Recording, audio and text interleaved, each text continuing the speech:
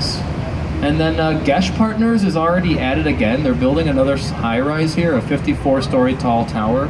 110 North Wacker Drive will be incredible. A cantilever system, a riverwalk.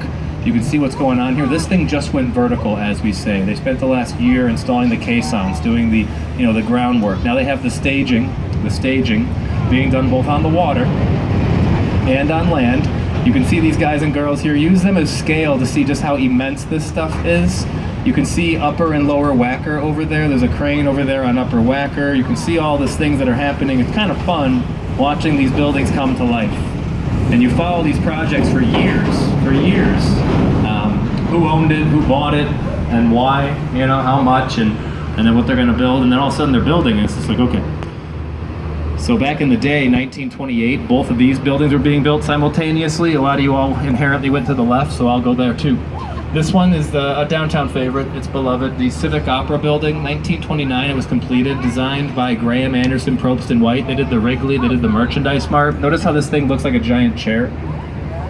Setbacks. In 1923, zoning laws were passed that told developers to reduce the mass of the building on top so more sunlight would come into the city streets. After 30 years of building skyscrapers in Chicago, they were like, oh my gosh, we gotta reduce the mass of these buildings or we'll block out the sun forever. We call this building Insill's Throne. The feller who paid for the Civic Opera Building, Samuel Insill. He's described often as being a very kingly fellow. Yeah.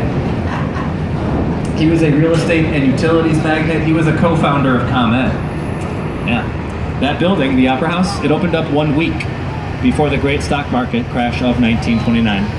Yeah, the first Opera House only stayed afloat for 3 years during the tumultuous times of the Depression. So my friends, we have not yet discussed modernism in Great Britain.